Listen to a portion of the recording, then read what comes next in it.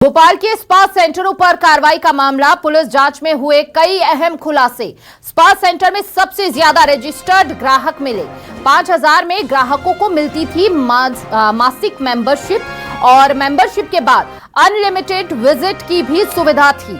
गिरफ्तार की गई लड़कियां अधिकतर छोटे शहरों से हैं और मामले में पुलिस की संलिप्तता पर भी सवाल उठ रहे हैं। पुलिसकर्मियों की संलिप्तता के बाद डीसीपी ने जांच के आदेश दिए हैं और भोपाल क्राइम ब्रांच ने स्पा सेंटरों पर छापा मारा था। 4 स्पा सेंटर पर जिस्म फरोशी का धंधा चल रहा था। अब तक 68 लड़कियां और लड़कियों को गिरफ्तार किया जा चुका है। बड़ी खबर इस वक्त आपको दे रहे हैं। बड़ा अपडेट इस पूरे मामले में सामने आ रहा है। एक के बाद एक चौंकाने वाले खुलासे होते नजर आ रहे हैं। ज्यादा जानकारी के साथ सहयोगी शब्बीर अहमद लगातार हमारे साथ बने हुए हैं। शब्बीर से जान लेते हैं। शब्बीर, पुलिस कर्मियों की संलिप्तता थी और इसीलिए बड़े पैमाने पर जिस्म फरोशी का यह धंधा चल रहा था, लेकिन यहां पर यह भी बताया जा रहा है कि बड़े पैमाने पर ग्राहकों के रजिस्ट्रेशन यहां पर सामने आए हैं पूछताछ में। अब तक 68 लड़के और लड़कियों की गिरफ्तारी हो चुकी है इस पूरे मामले को लेकर, और क्या कुछ बड़े खुलासे?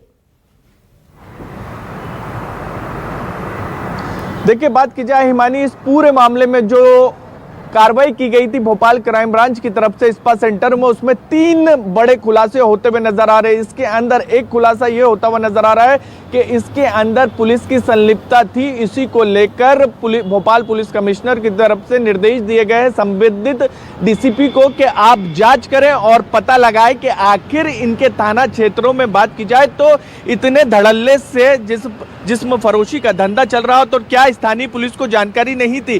क्योंकि इस पूरे मामले में बात की जाए तो बाग सेवनिया के 2 आरक्षक जो हैं वो सीधे तौर पर ये कह सकते हैं कि रडार पर है और उनकी फोन डिटेल खंगाली गई है। और जो जानकारी निकलकर सामने आ रही है कि एक महिला के जरिए ये दोनों पुलिसकर्मी जो हैं शहर के अलग अलग इलाकों में स्पा सेंटर चला रहे थे, ये लगभग साफ हो चुका। और उसके साथ साथ कई पुलिस और कर्मी भी जो हैं वो इस वक्त अधिकारियों की रडार पर है, क्योंकि उनको जानकारी साफ तौर पर ये लग चुकी है और सबूत भी मिल चुके हैं कि इस जो स्पा सेंटर चल रहे थे, संचालित हो रहे थे, उसके अंदर कहीं ना कहीं पुलिस आरक्षकों का भी हाथ था। लेकिन इन सब के बीच जो पुलिस की जांच के अंदर अभी तक के सामने आया है हिमानी, उसके अंदर ये चीजें साफ हुई है कि बाकायदा वहां पर एक रजिस्टर रखा हुआ रहता था और उसके अंदर जो परमानेंट ग्राहक थे उनका भी नाम लिखा रहता था और उसके अंदर बाकायदा मेंबरशिप दी जाती थी 1 महीने के लिए। यानी आप 1 महीने के लिए बाकायदा रेट तय किए गए थे 5000 10,000 रुपए। अगर आप 5000 रुपए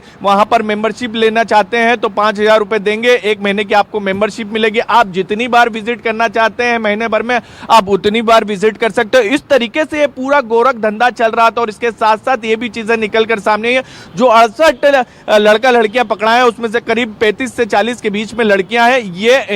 ये भोपाल, रायसेन, सीहोर, बैतूल, ये आसपास के भोपाल से सटे हुए इलाके हैं, वहां के, और कुछ इसमें से अनाथ भी हैं। और इनको 10 से 15,000 रुपए मासिक दिया जाता था जो स्पा सेंटर संचालित करते थे। लेकिन इस पूरे मामले में बात की जाए, सबसे बड़ा सवाल यह है कि स्थानीय पुलिस की तरफ से करीब 4-5 साल से बात की जाए तो कोई भी कार्रवाई नहीं की गई। चाहे हम एमपी नगर की बात करें, बाग सेवनिया की बात करें या कमला नगर की बात करें। इसी के कारण सवाल उठ रहा है कि सीधे क्राइम ब्रांच को कार्रवाई करना पड़ी थी और 10 स्पा सेंटरों की तरफ से कार्रवाई की गई थी, जिसके अंदर 4 स्पा सेंटर में वहां पर गोरख धंधा चलता हुआ जिस्म फरोशी का धंधा चलता इंतजार भी रहेगा कि अब उन पुलिस कर्मियों पर आला अधिकारी क्या एक्शन लेते हैं जिनकी मिली भगत संलिप्तता यहां पर सामने आने वाली है। बहुत बहुत शुक्रिया शब्बीर आपका तमाम जानकारी साझा करने के लिए।